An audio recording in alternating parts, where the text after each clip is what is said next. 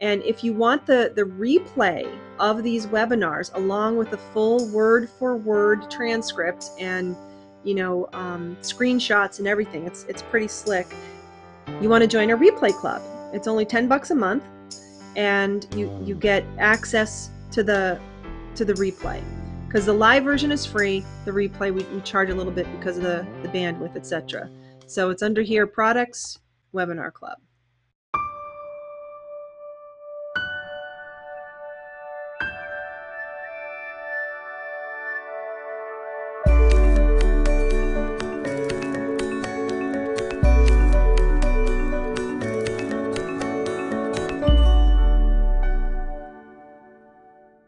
I wanted to bring up the website real quick to show people.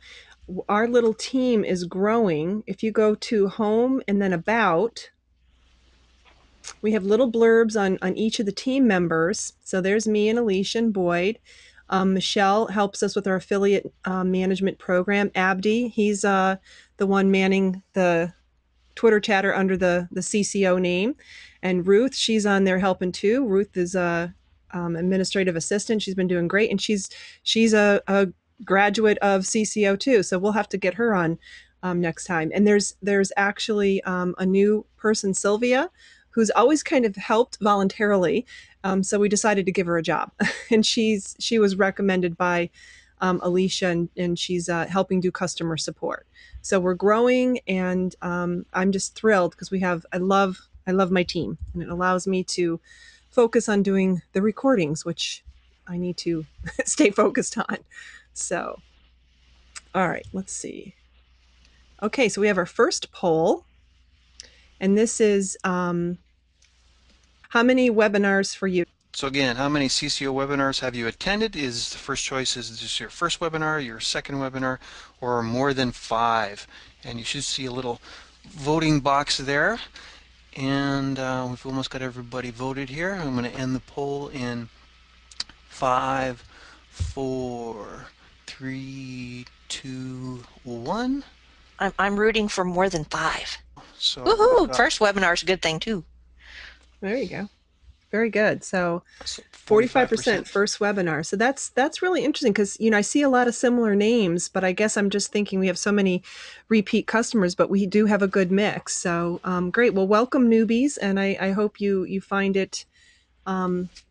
what you're looking for in the webinar. And we're very open to suggestions. So you can always email Lorene@codingcertification.org, and I'll be happy to entertain suggestions. All right, so next, this is my reminder slide to stay to the end, and that's where we'll go over all of our new updates and giveaways and special coupons and all that good stuff. Okay, this is the one. Are you certified? Yes or not yet? So another chance to vote there again and share.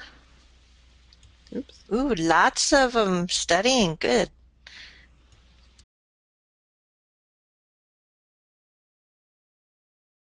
All right, so Alicia is going to interview Jane on we just decided, and this is another one of Boyd's great ideas, is why don't we highlight students so that prospective people on the call can hear how they've used the CCO programs.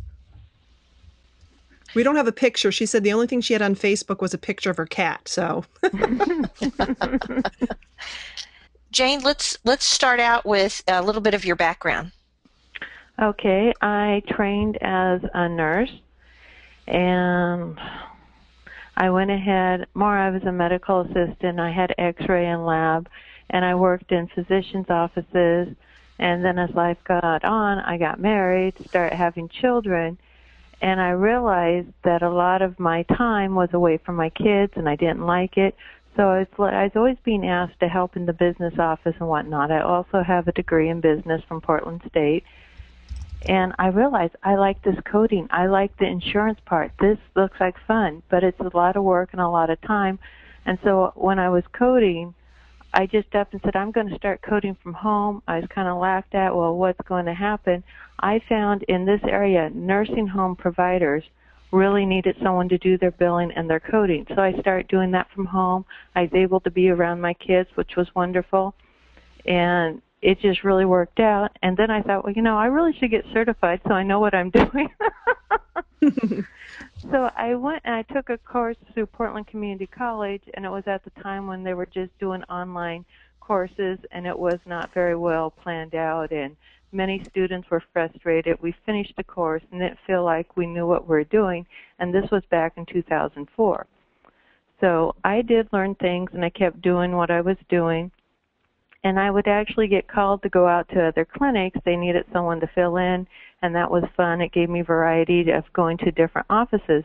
But I really didn't feel I was doing my best work, and so I went over and I took the coding at the community college again, and they had a lady who is the head coder for the Oregon Health Sciences, and she did a great job, but still things were not meshing for me. And so I was looking to, I didn't want to have to go through another program, but I was willing to do that. And online, I found Lorraine's Blitz videos. They just made everything clear and put it together. It was just wonderful. I had the confidence, and I studied, and I went and I took my certification test, and of all the little nuggets of information that came, the pearls of wisdom on how to eliminate certain answers, and it was just fantastic. Because of the Blitz, I passed with ease once I got over being nervous. Right. Yay, and congratulations on that. Jane, Thank you're you. doing the medical terminology and anatomy course with us right now, aren't you? I am. And what do you think about that? Do you think that's going to be beneficial, or what made you decide to go ahead and take that since you were already certified? Well, I'm looking ahead at ICD-10, and I know they're going to be more in depth of knowing the information, and I want to brush up because it's been over 35 years when I went through my medical assisting nursing, and I just want to be sharp. So I actually took the course through AAPC.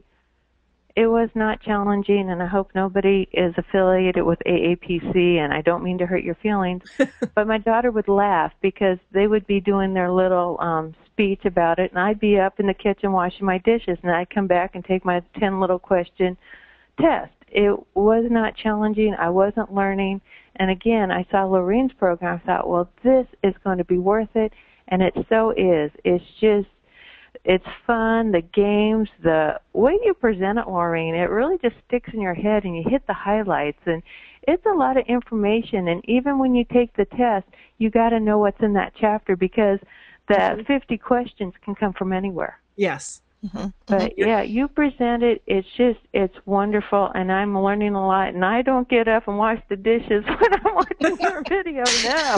Well, that means a lot to me because I didn't realize till tonight that you had a nursing background and you're taking my medical terminology course. So I'm honored that. Yeah, she's an LPN. Yeah, that's great.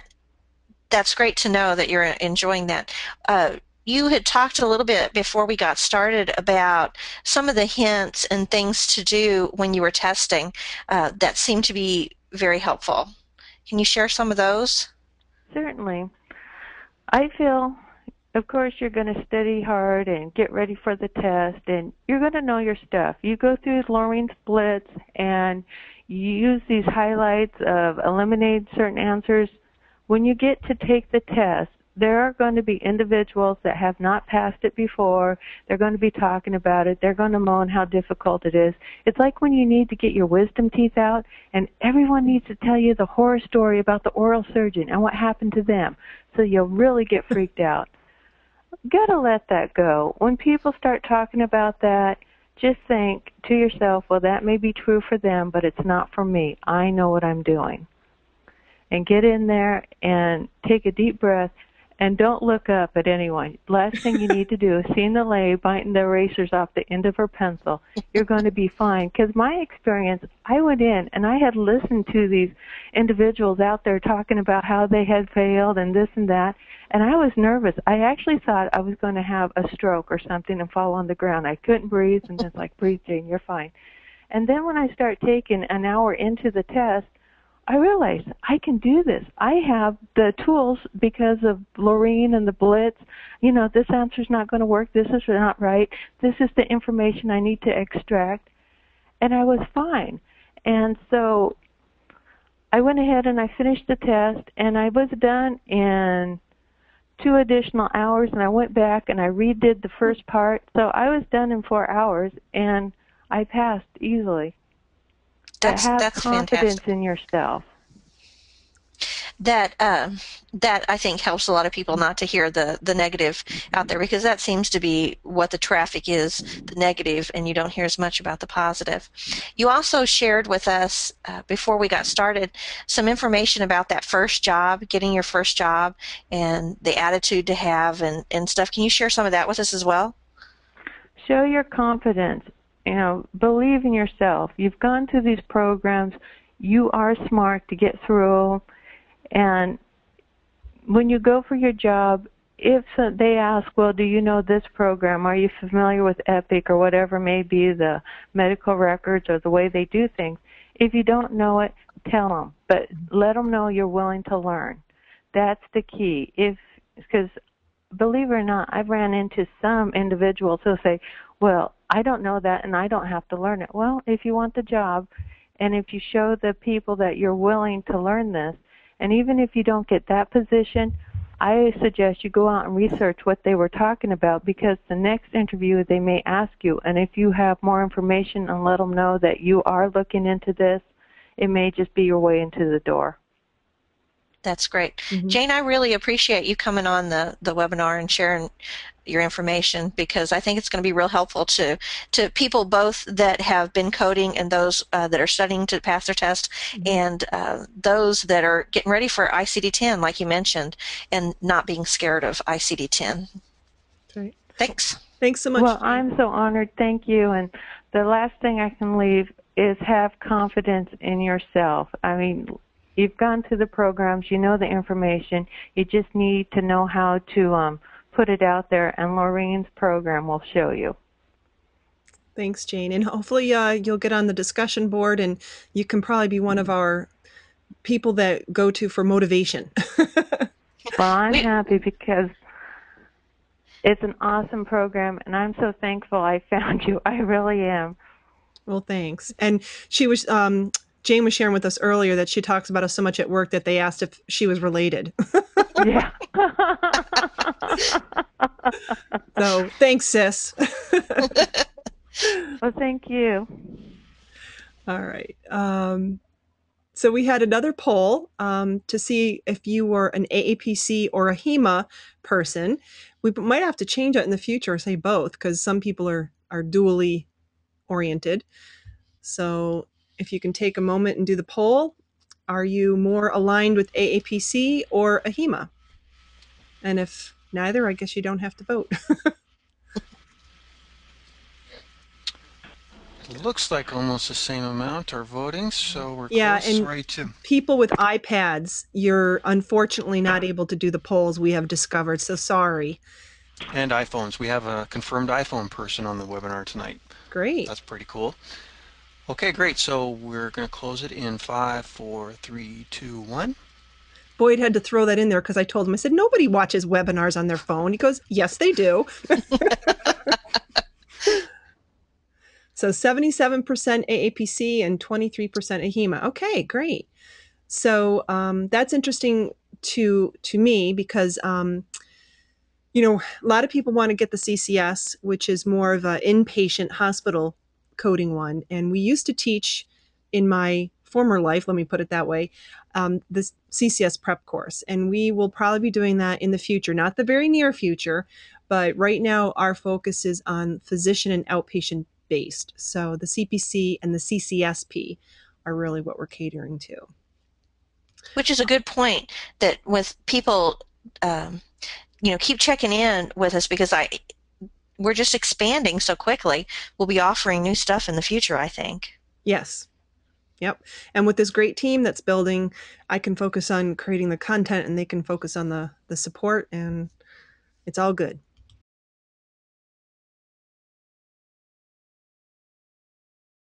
All right, so let's get into some content. One of our students had asked to review Neoplasm Coding from the ICD-9 manual.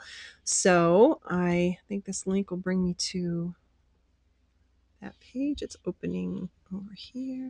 So what this is, and it does look like someone chewed the corner. That's my kids. I was working on this page and they came over. Can I help you color? But at any rate, if you have your ICD-9 book handy, this is in the index if you go to the ends for neoplasm. The first thing you want to remember about cancer coding or neoplasm coding is the fact that really you should not start with the neoplasm table. And this was kind of new for me. I had actually been teaching a couple years before I actually realized that you should look for the main term in the document that you're coding, like melanoma or whatever. You go to that first. 9 times out of 10, it will direct you to neoplasm and the table, but always start with the main term that you're trying to code and let the index direct you to the neoplasm table. So once you come to the neoplasm table, what I want you to look at first is these columns, okay? So there's, in neoplasm, here you go, Jane, here's medical terminology, right?